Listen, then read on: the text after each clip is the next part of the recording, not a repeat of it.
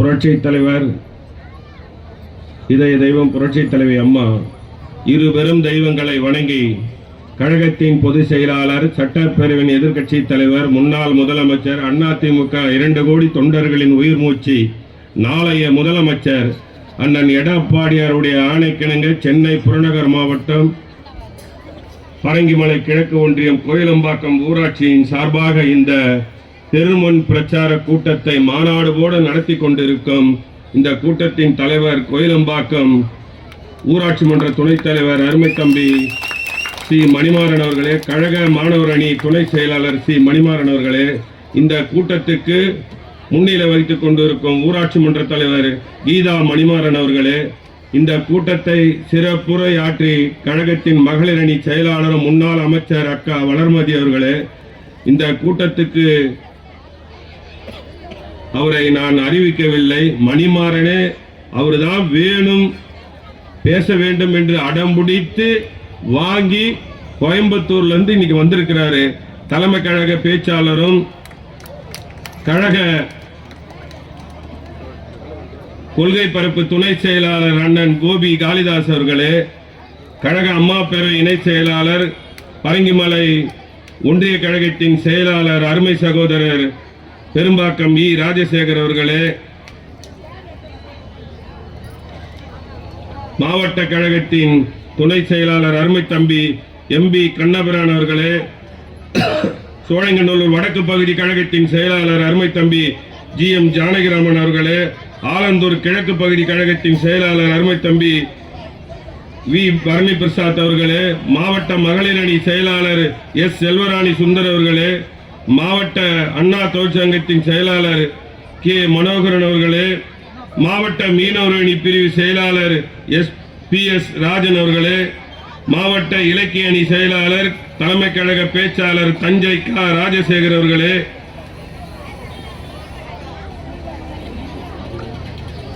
மாவட்ட வர்த்தக அணியின் செயலாளர் அருமை தம்பி SM தனசேகர் அவர்களே, மாவட்ட கலைப்பிரிவின் செயலாளர் இந்த வார்டு கவுன்சிலர் அருமை தம்பி S விஸ்வநாதன் அவர்களே, ஒன்றிய கழகத்தின் அவைத் தலைவர் அருமை தம்பி இ தேவராஜ் அவர்களே, சக்திவேல் அவர்களே,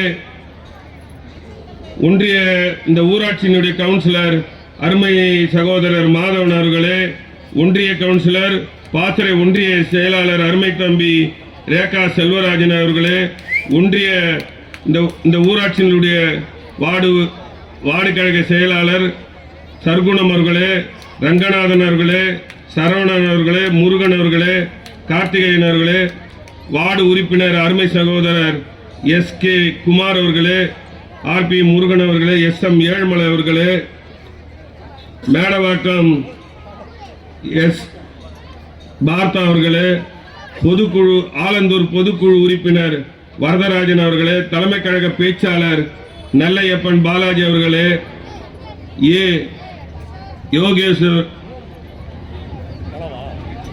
யோகேஷ் ஆலந்தூர் பகுதி கழக பொருளாளர்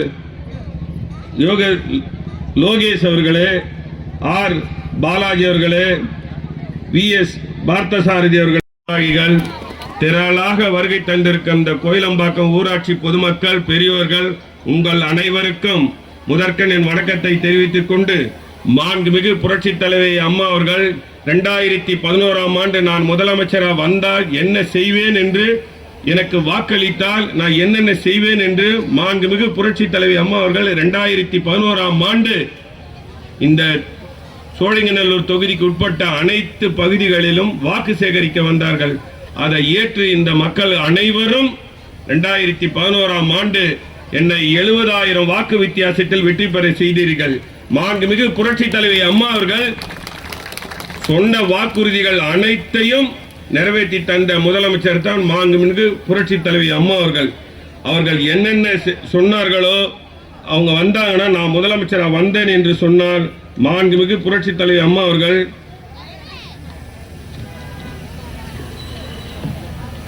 நான் வந்தனா தாலிக்கு தங்கம் தருவேன் என்று சொன்னாங்கள், திருமண உதவி தருவேன் என்றாங்கள், முதியோர் பென்ஷன் தருவேனாங்க, அம்மா லேப்டாப்பு, இது போன்ற குடிநீர், நான் வந்தேன் என்றால் வீடு வீடுக்கு மிக்சி கிரைண்டர் ஃபேன் தருவேன் என்று சொன்னார்கள்.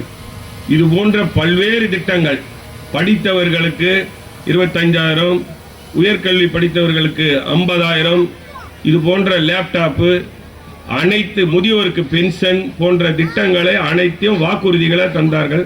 மாண்புமிகு புரட்சி தலைவி அம்மா அவர்கள் சொன்ன வாக்குறுதிகள் அனைத்தையும் செய்தார்கள். அதை ஏற்றுதான் மாண்புமிகு புரட்சி தலைவி அம்மா 2வது வாட்டியும் முதலமைச்சராக வந்தாங்க.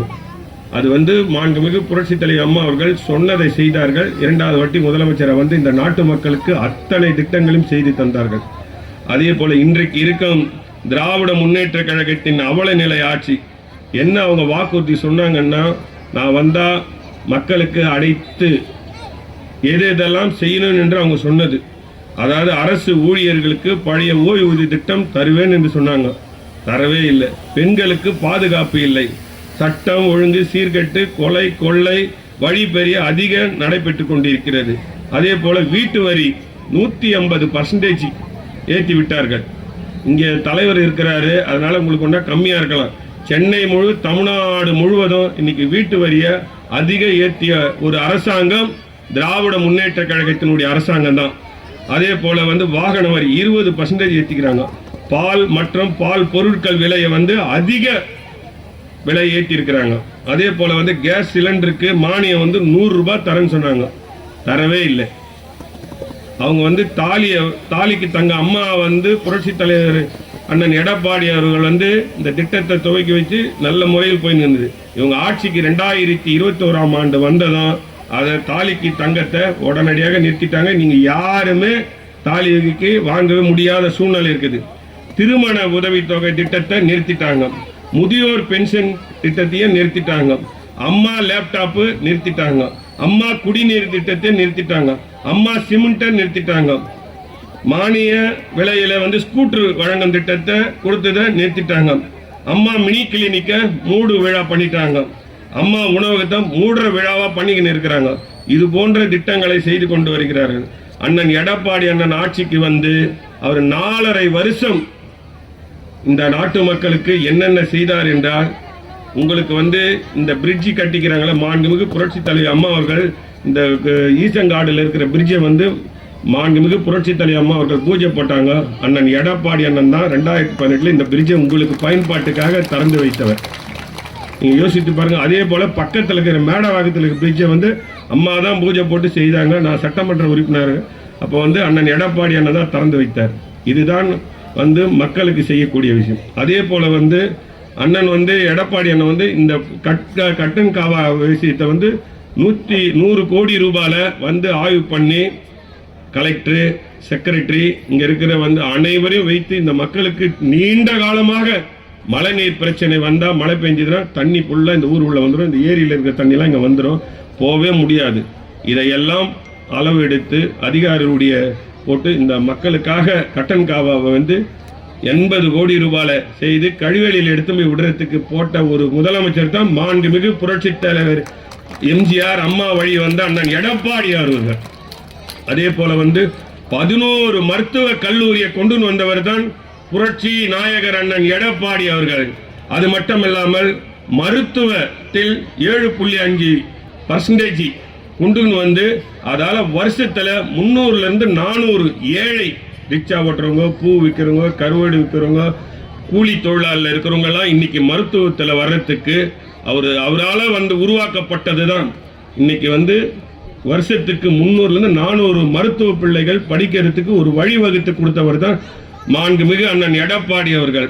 அதே போல 54 லட்சம் பேருக்கு லேப்டாப் வழங்கிய அரசாங்கம் அதிமுக அரசாங்கம். அதை இன்னைக்கு மூடு விழா பண்ணி வச்சிருக்குது இந்த திராவிட முன்னேற்ற கழகம்.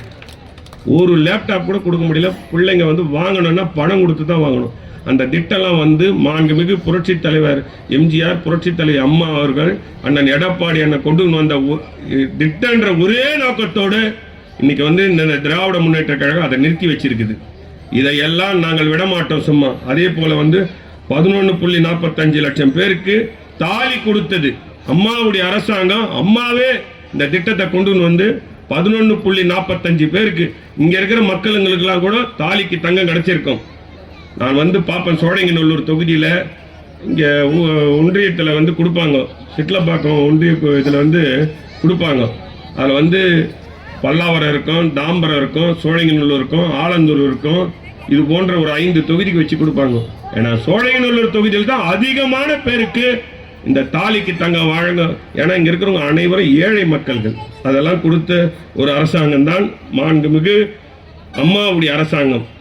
என்னுடைய நான் வந்து எம்எல்ஏவாக இருக்கும்போது இங்கே வந்து ரேஷன் கடை கட்டி கொடுத்துக்கிறேன், சிமெண்ட் சாலை போட்டு கொடுக்குறேன், ஆழத்துளை கிணறு 6 அமைத்து கொடுத்துருக்கிறேன், எல்இடி பல்பு போட்டு கொடுத்துக்கிறேன். அது மட்டும் இல்லாமல் என்னுடைய நிதியில் இருந்து இங்கே வந்து இப்போ தம்பி மணிமாறன் அவர்கள் சொன்னார், இந்த பார்க்கு, அந்த பார்க்கை வந்து இந்த லேவெட்டு போடும்போது விடுதலை நகர்னு லேவெட்டு போடும்போது அது பார்க்குன்னு ஒதுக்கப்பட்ட இடம். அந்த பார்க்குன்னு ஒதுக்கப்பட்ட இடத்துல நான் சட்டமன்ற உறுப்பினர் இருக்கும்போது 40 லட்சம் ரூபாய் ஒதுக்கி அந்த பார்க்குக்கு வேலையை செய்ய பூஜைலாம் போட்டு பண்ணிட்டோம். உடனடியாக அந்த இடத்துக்கு யாரோ தூண்டி விட்டு அந்த இடத்த வந்து அந்த இடத்தினுடைய பழைய டாக்குமெண்ட்டை வச்சு அதை கொடுக்கக்கூடாதுன்னு சொல்லி நிறுத்தி விட்டார்கள். இன்றைக்கு தம்பி வந்து அதை எடுத்து முயற்சி எடுத்து அந்த பார்க்கை நல்லபடியாக செய்கிறார்கள். அவருக்கு இந்த நேரத்தில் பாராட்டு தெரிவித்துக் கொள்கிறேன். இதுதான் வந்து உள்ளாட்சித்துறையில் ஒரு தலைவராக வந்தால் செய்யக்கூடிய ஒரு காரணம் என்னவென்றால், இதுதான் இது போல திட்டங்களை நான் செய்ய முடியாத ஒரு போய்விட்டது, அது வந்து செஞ்சார். ஆனால் இதே வந்து வேற யாருன்னா வந்து செஞ்சது. இதுக்கு முன்னாடி இந்த தலைவரோ யாரும் செய்ய முடியல. ஏன்னு கேட்டால் இதெல்லாம் எதுக்காக அவங்கெல்லாம் செய்யலைன்றது உங்களுக்கு தெரியும். அதுபோல் பல விஷயங்கள் இந்த ஊரில் வந்து அவர் தம்பி சொல்லியிருக்கிறார். நிறைய விஷயங்களை நான் குறிப்பிட்டு 2 விஷயங்களை சொல்கிறேன். தம்பி ஒன்று சொன்னார், இங்கே வந்து அதிமுக ஆட்சி வந்ததுன்னா டிஎம்கே தலைவர் வந்துடுவார், டிஎம்கே ஆட்சி வந்ததுன்னா அதிமுக தலைவர் வரும். ஆனால் இனி வரவே வராது. காரணம் ஏன் என்றால், இந்த மக்களை பார்க்கும்போது, இந்த சைடு மக்களை பார்க்கும்போது கண்டிப்பாக 2026ஆம் ஆண்டு மாண்புமிகு புரட்சி தமிழர் அண்ணன் எடப்பாடி அவர்கள் மீண்டும் ஆட்சிக்கு வருகிறார். இங்க அம்மாவுடைய கோட்டையான்னு தம்பி சொல்லிக்கிறாரு. அதே போல மீண்டும் வந்து இங்க அதிமுக தான் ஆட்சி வரும். அண்ணன் முதலமைச்சராக இருப்பாரு. இங்க நாடாளுமன்ற உறுப்பினர் வந்து அதிமுக இருக்கும், சட்டமன்ற உறுப்பினர் அதிமுக இருக்கும். இங்க தலைவரோ இல்ல கவுன்சிலரா வந்தா கூட அதிமுக தான் இருக்கும். உறுதியாக சொல்ல கடமைப்பட்டிருக்கிறேன். காரணம் என்னவென்றால், வாக்களிப்பவர்கள் இந்த மேடையில் இருப்பவர்கள் அல்ல, நாங்களாம் வெளியில இருக்கிறோம். வாக்களிப்பவர்கள் நீங்கள் எதிர்க்க இருக்கிறீங்க. உங்களை பார்த்தா அனைவரும் ஒரு தவறு செய்து விட்டீர்கள். 2021ஆம் ஆண்டு வாக்களித்து நீங்க இந்த ஸ்டாலினை வர வச்சிட்டீங்க. அது நாங்க செய்யல, நீங்க தான் செஞ்சீங்க. இன்னும் இங்க இருக்கிறவங்க அனைவரும், இந்த சோழிங்கநல்லூர் தொகுதியில் இருக்கிற அனைவரும் தவறு செஞ்சிட்டீங்க. எனக்கு முன்னாடி பேசின அக்கா சொன்னாங்க, ஒரு லேடி போய் ஒரு குறை கேட்டது. அது எங்கேயும் இல்லை, நன்மங்கலத்தில் வந்து இதே அப்போ வந்து ஒரு சட்டமன்ற உறுப்பினராக இருந்தார், மாவட்ட செயலாளராக இருந்தார். அதே நன்மங்கலத்தில் வந்து கிராம சபை கூட்டம் எலெக்ஷனுக்கு முன்னாடி கருணாநிதியினுடைய புள்ள மு.க. ஸ்டாலின் அவர்கள் இன்றைக்கு முதலமைச்சராக, அன்னைக்கு வந்து எதிர்கட்சி தலைவராக இருக்கும்போது நாங்கள் வந்தால் எல்லாம் செஞ்சு தருவோம்னு ஒரு பொட்டியை வச்சு மக்களிடத்தில் போய் கையை பிடிச்சி காலை பிடிச்சி ஒரு மேடை போட்டு உங்களுக்கு எல்லாம் செய்கிறேன்னு சொல்லி அந்த மக்களிடத்திலே வாக்கு கேட்டு வாக்கை பெற்றுக்கொண்டு இப்போ மழை போய் இப்போ கேட்குறாங்க. அதில் வந்து மாவட்ட செயலாளர், இந்த ஏரியாவுடைய மாவட்ட செயலாளர், திராவிட முன்னேற்ற கழகத்தினுடைய மாவட்ட செயலாளர், அவர் தான் மந்திரி, சுகாதார அமைச்சர், சட்டமன்ற உறுப்பினர், நாடாளுமன்ற உறுப்பினர், அந்த ஊரில் இருக்கிற தலைவர், அந்த தலைவர் நன்மங்கலத்தினுடைய தலைவர் கிரி, அவரும் உட்காந்துக்கிறாரு. அவர் பேசவே கிடையாது. ஒரு சாதாரண ஒரு லேடி எழுந்து கேட்குது, இந்த மாதிரி எங்களுக்கு வந்து மழை பெஞ்சி இவ்வளோ தண்ணி இருக்குது, மழை வந்தால் விடுமா பார்த்துக்கலாம், இதெல்லாம் வந்து நீ பொது விஷயம் எடுத்து நீங்கள் வேணும்னு ஒரு கார்பனேஷனில் பேசுகிறேன். எங்களுக்கு கார்பனேஷனில் ஓட்டு கேட்கும் போது வந்தார் கவுன்சிலர் வந்து நீ தனிப்பட்ட விதியில் தாக்கக்கூடாதுன்னாங்க. அந்த அம்மா தாக்கிறதுக்காக பேசல, என்னை வந்து பார்க்கலன்னு சொன்னாங்க. அது வந்து பார்க்காதனால கேட்கறதுக்கு அவர் பதில் சொல்கிறாரு. எவ்வளோ திமிரா பேசுகிறாரு தெரியுமா அவர், உன் ஓட்டை வச்சு பூட்டிக்கன்றாரு. இதே அந்த ஊரில் எலெக்ஷன் வரும், இவர் போய் அதே மாதிரி அந்த அம்மாவோ அல்லது பப்ளிக்கில் மீட்டிங் இது மாதிரி போட்டு நீங்கள் யாரும் ஓட்டு போட தேவையில்ல, உங்கள் ஓட்டை பூட்டிக்குங்கன்னு சொல்லணும். அந்த அமைச்சர், அந்த எம்எல்ஏ சொல்லணும், அந்த ஊரில் இருக்கிற தலைவர் சொல்லணும். ஆனால் நாங்களும் அதுக்கு முன்னாடி வந்து எங்கள் கட்சியை சேர்ந்த ஒரு மாவட்ட மகளிர் அணி செல்வராணி சுந்தர தலைவராக இருந்தாங்க. அவங்க பின்னாடி எவ்வளோ லேடிஸ் இருந்தாங்க. அந்த அம்மா தோற்றதுக்கு காரணம் என்னன்னா, அவங்க வந்து மக்களால் தோக்கலை, செயற்கை, அதாவது தோக்க அடிக்கப்பட்டாங்க. அவங்க எல்லாத்தையும் வந்து ஏமாற்றி தில்லு முள்ளு பண்ணி அந்த அம்மாவை தோக்கடிச்சாங்க. அந்த ஊர் மட்டும் இல்லை, நிறைய ஊரில் எனக்கு தெரிஞ்சு நிறைய ஊர் ஓட்டு என்ன ஊரில் அனைத்து ஊர்களும் இன்னைக்கு வந்து சொல்லி பேசிக்கினே போனால் நிறைய பேச வேண்டியது இருக்கும். இந்த கூட்டம் போட்டது மக்களுக்கு வந்து நீங்கள் மீண்டும் இது போன்ற ஒரு தவறை செய்திடக்கூடாது. சட்டமன்றத்தில் எப்படி நீங்கள் ஒரு தவறு செய்து ஸ்டாலினை வர வச்சிங்களோ, இங்கே சட்டமன்ற உறுப்பினரை வர வச்சிங்களோ, அதே போல மீண்டும் 2024ஆம் ஆண்டு இந்த வருஷம் மார்ச் ஏப்ரலில் எலெக்ஷன் நடக்கும், தேர்தல் நடக்கும். நீங்கள் கவனமாக யோசித்து உங்களுக்கு இன்னைக்கு இந்த மாதிரி வந்து உங்களுக்கு ஆளுங்கட்சியா இல்லைன்னா கூட சரி, மக்களுக்கு கொடுத்துக்கணும், உங்களுக்கு திருமண உதவி கொடுத்துக்கணும், நிறைய உங்களை அன்றாட உங்களை பார்த்துக்கணும், பல்வேறு மழை பெஞ்சா உங்களை பாதுகாத்து இது போன்ற ஒரு கழகம் செய்கிறது என்றால் மாண்புமிகு புரட்சி நாயகன் அண்ணன் எடப்பாடி மட்டும்தான் செய்ய முடியும். மழை பெய்யும் போது வேஷ்டியை தூக்கி கட்டிக்கின்னு ஏரியாவுள்ள வந்து கட்சிக்காரங்களை விட்டு எல்லாரையும் பார்த்து அவங்களுக்கு செய்து கொடுங்கன்னு சொல்லிக்கிறாங்க.